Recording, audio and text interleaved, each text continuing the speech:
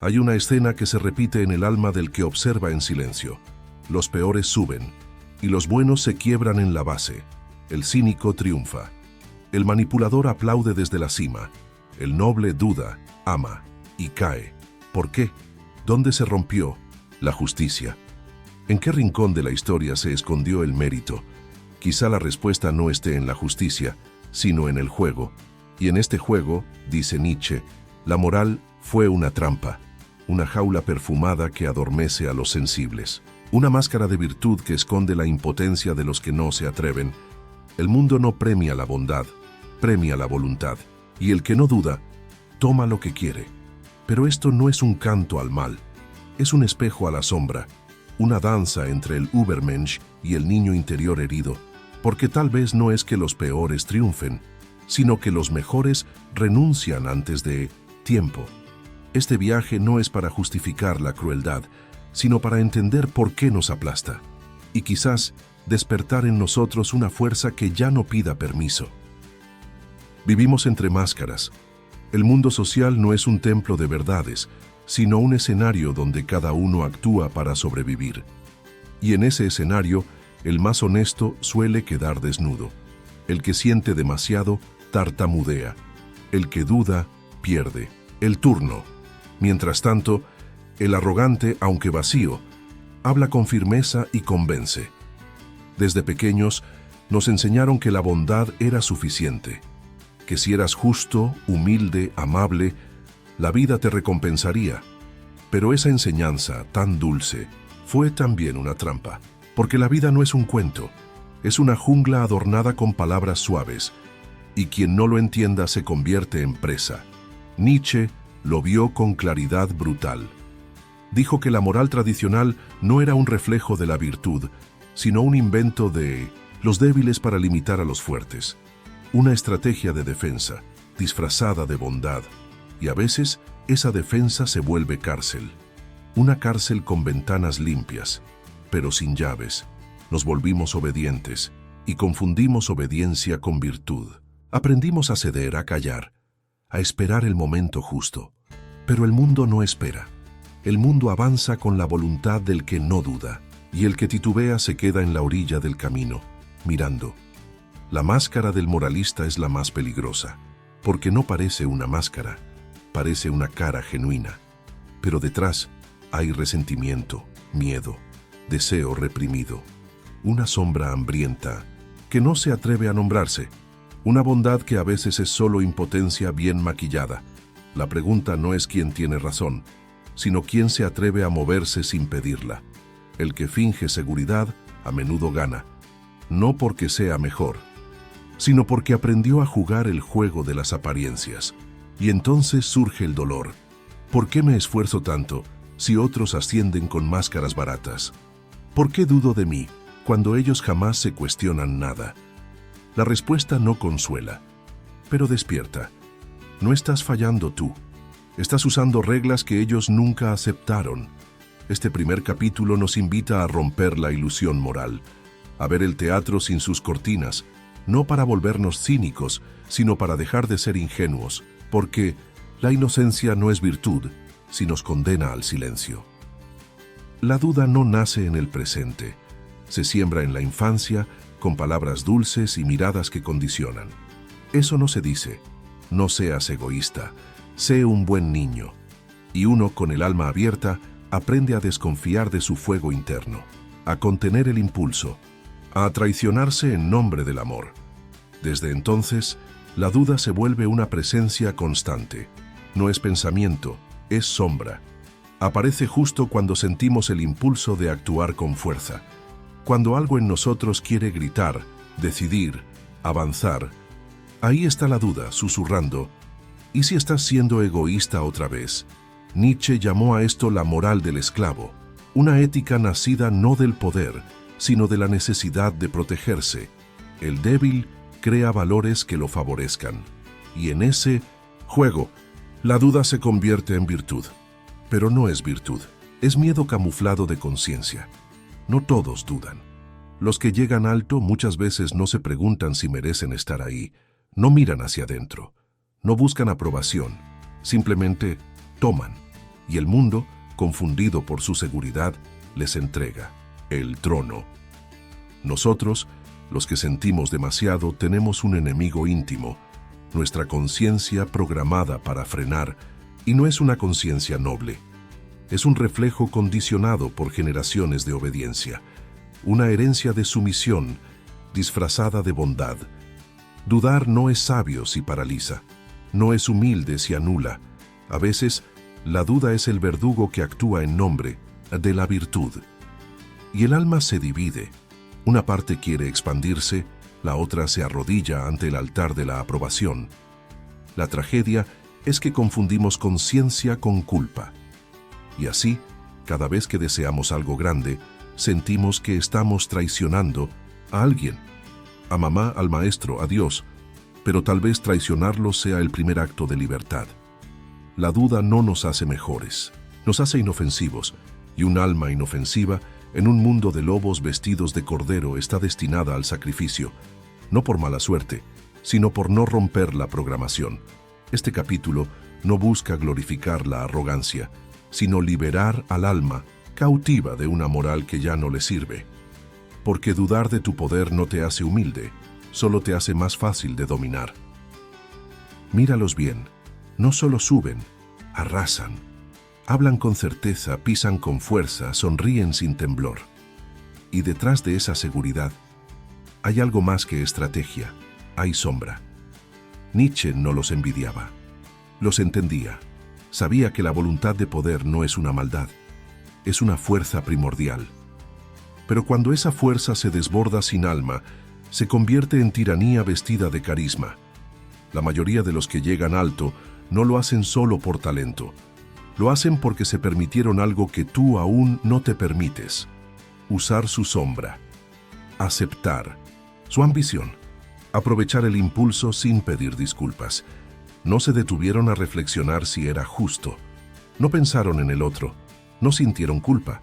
Y por eso avanzaron, como un río desbordado que no se pregunta si inunda, solo fluye. Pero aquí no hay romanticismo, porque el precio también existe. La sombra usada sin conciencia devora. El que gana sin mirar hacia adentro termina vacío en la cima. Dueño del mundo, pero no de sí mismo. El problema es que confundimos dos extremos. Creemos que o somos buenos e impotentes o somos poderosos y corruptos. Pero hay un tercer camino. Un camino donde la sombra no se reprime, sino se integra. El verdadero vencedor no es el que suprime su oscuridad, sino el que baila con ella sin ser poseído. El que conoce su deseo, su ambición, su hambre, y aún así elige con alma, porque el poder sin sombra es ingenuo, y la sombra sin conciencia es destrucción. Nietzsche no nos llama a ser monstruos, nos llama a dejar de fingir que no lo somos, a mirar dentro sin temor, a dejar de tenerle miedo al fuego interno. Los vencedores nos confrontan con nuestra cobardía, no porque sean mejores, sino porque no se detuvieron cuando nosotros lo hicimos. Este capítulo no es una defensa del cinismo, sino un reconocimiento del arquetipo que negamos. La sombra activa, la que construye y destruye, la que puede matar, pero elige crear. La cima está llena de máscaras, pero también en silencio espera al que llegue con verdad, con sombra integrada, con poder sin culpa. Hay una herida que no se ve, una grieta que nace en los corazones puros cuando descubren que su luz no basta, que el mundo no recompensa la bondad, la utiliza. El inocente camina con fe, cree que su verdad será reconocida, que si actúa con justicia, será protegido. Pero un día, algo se rompe, y la caída no es solo externa, es espiritual. El alma buena, cuando despierta al cinismo del mundo, no solo llora, se fragmenta, porque no entiende, porque todo lo que le dijeron parece haber sido una mentira decorada. Allí nace el resentimiento, no como odio puro, sino como dolor acumulado, un cansancio de dar y no recibir, de ser honesto y ser ignorado, de amar y ser usado. El inocente que cae se vuelve peligroso, porque ya no cree en nada, porque empieza a odiar la bondad que antes veneraba. Y si no encuentra un nuevo sentido, puede convertirse en todo lo que juró no ser. Nietzsche entendió esta transformación. Sabía que no se puede permanecer niño en un mundo de depredadores, pero también sabía que perder la inocencia no significa perder el alma, solo significa despertar. El problema es que muchos, al despertar, se endurecen, cierran el corazón, empiezan a jugar el juego de los peores. Y entonces la caída es doble. Perdieron el mundo y se perdieron a sí mismos. Hay otro camino, un camino más lento, más silencioso, más simbólico. Aceptar la caída como rito de paso. Reconocer que la bondad no garantiza éxito, pero sí puede transformarse en lucidez. La caída no es el fin, es el cruce, el puente entre la ingenuidad y la sabiduría. Y quien ha caído, quien ha llorado desde el fondo, tiene una ventaja sagrada. Ya no tiene nada que perder, y desde ahí puede construir un poder distinto, un poder sin máscaras, un poder con alma, un poder que no necesita imponerse, porque ya no necesita ser aprobado. Este capítulo es para los que se sintieron traicionados por su propia bondad, para los que se cansaron de ser buenos y ahora buscan ser verdaderos. ¿Lo que llamamos bien es realmente bueno? ¿O es simplemente útil para que otros no crucen ciertos límites? Nietzsche lo gritó sin temblar. La moral no es verdad universal, es táctica, estrategia de defensa disfrazada de virtud. Las sociedades no construyen sus valores desde la verdad, sino desde la necesidad. Y cuando los débiles son mayoría, crean una ética que condene toda forma de fuerza. No porque sea mala, sino porque los amenaza. Así nace la moral del esclavo. Una forma de mirar el mundo que convierte la impotencia en superioridad moral. El que no puede golpear se convence de que perdonar es lo correcto. Y desde ahí se reescriben las reglas del bien y del mal. Pero esa moral no libera. Domestica. Nos aleja de nuestra fuerza interior porque nos hace temerle. Nos enseña a desconfiar del deseo, del instinto, de la ambición, como si lo profundo en nosotros fuera siempre peligroso. El resultado es un alma dividida, que quiere crecer, pero se culpa por querer, que siente rabia, pero se avergüenza, que anhela poder, pero se disfraza de humildad. La moral, así entendida, no eleva, condiciona, nos vuelve dóciles, previsibles, manipulables, y en ese terreno, los que no dudan, los que no se frenan, avanzan como si fueran malos, pero en realidad solo están menos domesticados. Aquí no se trata de rechazar toda ética, sino de mirar su origen, de preguntarnos, ¿esta culpa que siento es mía o me fue impuesta? Cuando empezamos a ver la moral como construcción, algo en nosotros se libera. La culpa cede espacio a la conciencia y la obediencia deja de ser virtud para volverse elección. El que despierta de la moral impuesta no se vuelve salvaje, se vuelve soberano, porque ya no actúa por miedo sino por claridad. Y esa claridad, aunque incómoda, es el inicio de una nueva ética, una que nace del alma, no del adoctrinamiento. Este capítulo no busca destruir la moral, sino devolvernos el derecho de crear la nuestra. Una moral viva, fiel a nuestra sombra y fiel también a nuestro corazón. Detrás de todo movimiento, de toda conquista, de cada palabra que perfora el mundo, hay una chispa invisible, la voluntad. No es ambición superficial, no es deseo por tener. Es una fuerza primaria, casi sagrada, que brota del alma como fuego, antiguo. Nietzsche la llamó voluntad de poder, y no como dominio externo, sino como afirmación interna. La voluntad auténtica no impone, irradia. No busca someter al otro, sino realizar el sí profundo que arde adentro. Es la capacidad de decir, esto es lo que soy, y sostenerlo, aunque el mundo tiemble. Pero muchos de nosotros hemos reprimido esa fuerza, por miedo a parecer egoístas, por miedo a ser juzgados, por miedo a no ser amados si nos mostramos intensamente. Y así, lo más poderoso en nosotros se esconde bajo capas de corrección, modestia y miedo. El resultado es un alma con potencial, pero sin pulso. Una existencia, llena de ideas pero sin acto. La voluntad se convierte en pensamiento, en reflexión, en espera eterna. El que asciende muchas veces no es el más sabio, sino el que menos se frena, el que siente el impulso y no lo cuestiona, el que se lanza, incluso sin garantías, el que no pide permiso para ser Nietzsche. No admiraba a los fuertes por su fuerza, sino por su afirmación, por su capacidad de no pedir aprobación, de no justificarse, de vivir como una llama que no negocia su luz. Recuperar la voluntad no es volverse insensible, es dejar de anestesiar el alma, es permitirnos desear con profundidad, sin culpa, sin máscara. Y cuando la voluntad despierta, algo cambia en la mirada. Ya no pedimos permiso, ya no tememos al conflicto, porque el sí a uno mismo es más fuerte que el no del mundo. Este capítulo no habla de conquistar el mundo, sino de dejar de traicionarse a uno mismo. Y esa fidelidad interior, ese pulso que late sin esperar validación, es el poder más raro y más verdadero. Cuando uno deja de dudar, algo profundo cambia. La mirada se vuelve firme, los pasos suenan diferente. Y el mundo lo nota, porque el mundo está construido para los que dudan, para los que se detienen a explicar, para los que piden permiso. Y, cuando aparece alguien que no lo hace, incomoda, irrita, desestabiliza. El que ya no duda despierta la sombra de los que aún viven dormidos. Y entonces comienzan los juicios. Arrogante, egoísta, peligroso. No por lo que hace, sino por lo que refleja. Su presencia es un espejo sin piedad. No dudar tiene un precio, la soledad.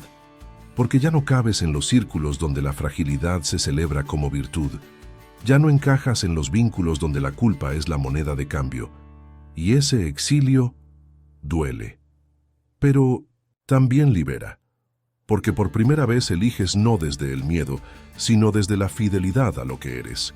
La duda era una protección, una forma de ser aceptado, pero también era una jaula dorada, y fuera de ella hay viento, frío, vértigo, pero también hay verdad. Nietzsche no escribió para las masas, escribió para los que no temen caminar solos, para los que entienden que el precio de la libertad es no encajar, y que el alma, cuando se afirma, pierde la comodidad, pero gana su dignidad. No dudar significa decir sí sin justificarte, significa sostener tu presencia sin pedir perdón por ella. Y eso, en un mundo domesticado, es una revolución silenciosa, porque ya no necesitas ser aceptado, ni comprendido, ni admirado. Solo necesitas ser fiel a esa fuerza interna que ya no quiere esconderse. Este capítulo es un homenaje a los que, en secreto, ya dejaron de dudar. Y aunque el mundo los mire con recelo, ellos siguen. No por orgullo, sino por amor a sí mismos. Hay un punto del camino donde ya no basta con avanzar, donde el alma, cansada de buscar afuera, comienza a girar hacia adentro. No para huir, sino para mirar lo que evitó toda la vida, su sombra. La sombra no es el mal, es lo no visto, lo no dicho. Es ese impulso que reprimimos para ser aceptados, ese deseo que negamos para no parecer demasiado, esa fuerza que empujamos al sótano hasta olvidar que era nuestra. Pero lo reprimido no desaparece, se transforma en tristeza sin nombre, en rabia contenida, en sabotaje silencioso. Nietzsche no nos pide eliminar la sombra, nos pide abrazarla, convertirla en energía, no como un acto de rebelión infantil, sino como madurez del alma. Porque el que no conoce su sombra, camina por el mundo fragmentado, y los fragmentos sangran, aunque el rostro sonría. El verdadero poder no está en dominar al otro, sino en integrar lo que negamos de nosotros mismos. Y eso duele, porque mirar hacia adentro es ver todo lo que evitamos con mil excusas. Pero también es liberador, porque ahí está la raíz de la voluntad, la fuente de la autenticidad. Ahí habita lo salvaje, lo tierno, lo innegociable. Quien ha mirado su sombra ya no necesita fingir luz, ya no se disculpa por su fuerza, ya no se quiebra por dentro para encajar en moldes ajenos. La sombra no es el enemigo, es la parte exiliada de nuestra divinidad, y solo cuando vuelve al centro, el alma se siente completa. Este capítulo no es una invitación al caos, sino a la totalidad, a dejar de dividirnos entre lo que mostramos y lo que somos, porque el poder verdadero nace cuando el fuego interno deja de ser temido y comienza a ser habitado. Hay una rabia que no destruye, una rabia que no grita ni golpea, una rabia silenciosa que arde sin quemar. Es la rabia del alma que despertó, que vio las máscaras, las trampas, las humillaciones, y eligió no volverse cínica. Esa rabia es sagrada, porque no nace del ego, sino de la fidelidad a algo profundo, a esa voz interna que gritaba en la infancia y que fuimos apagando poco a poco para no molestar, para ser queridos, para sobrevivir. Pero un día, algo ya no cuadra, algo duele demasiado, y esa fidelidad que siempre tuvimos hacia los demás se vuelve hacia adentro. Ya no queremos complacer, queremos ser. La rebelión verdadera no es contra el sistema, es contra el personaje que creamos para que el sistema nos amara. Y romper ese personaje duele más que romper cualquier regla. Nietzsche no propone una revuelta externa, propone una transvaloración, cambiar los valores desde la raíz, dejar de llamar bien a lo que nos domestica y dejar de llamar mal a lo que nos hace vibrar. El alma fiel no se somete a ninguna moral que le exija autoaniquilación. No niega su deseo, no apaga su fuerza, pero tampoco se deja poseer por ellos. Los encarna, los danza, los honra, sin esclavizarse. Esta rebelión no tiene pancartas, tiene presencia, tiene mirada firme, palabra justa, silencio cargado de decisión. Es la rebelión del que ya no está dispuesto a postergarse, del que ha amado tanto a los demás, que ahora decide amarse con la misma intensidad. No se trata de venganza, ni de rencor. Se trata de justicia interna. Este capítulo es un fuego contenido, una alquimia, una redención del instinto, de la fuerza, de la ambición, cuando se ponen al servicio del alma, porque ya no queremos ser buenos, queremos ser verdaderos. Después del silencio, después de mirar las sombras sin temblar, después de dejar caer las máscaras, queda algo, algo que no es nuevo, pero que nunca antes había tenido espacio para nacer. Un sí que no pide permiso, un sí que no grita, pero tampoco se esconde, un sí que no busca validación, porque brota desde un lugar más antiguo que la herida. Ese sí eres tú, no el tú que aprendiste a interpretar, no el tú domesticado por la bondad heredada, sino el tú original, el que estaba debajo de todas las dudas, esperando que dejaras de temerle a tu propia fuerza. Nietzsche no soñaba con superhombres de piedra, soñaba con almas verdaderas, con humanos que se afirmaran con todo su peso, con seres que se crearan a sí mismos, como una obra de arte esculpida por fuego, caída y fidelidad. El Übermensch no es superior a nadie, solo es fiel a sí mismo, y esa fidelidad es tan rara, tan peligrosa, tan luminosa, que el mundo prefiere ridiculizarla antes que reconocer su belleza.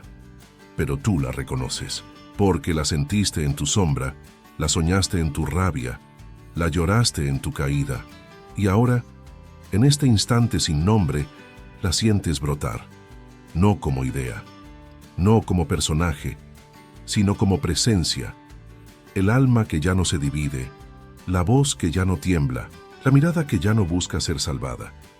Ese tú es el inicio, no de un triunfo externo, sino de una vida no negada. Porque tal vez el secreto no es que los peores triunfan, sino que los mejores se traicionan. Pero tú ya no. Tú has visto. Tú has atravesado, y en tu fuego silencioso has vuelto a nacer. Si algo de este video tocó tu sombra, si sentiste que tus preguntas no son un error, si alguna frase te hizo respirar más hondo, suscríbete. Este espacio es para los que ya no quieren fingir. Y si este mensaje resonó contigo, Déjanos un like, no por vanidad, sino porque eso le dice al algoritmo que este tipo de contenido debe existir. Y comenta. No importa si es una palabra, una herida o un susurro. Lo que compartas puede ser el espejo que otro necesita. La espiral del ser. Aquí la profundidad no es defecto, es camino.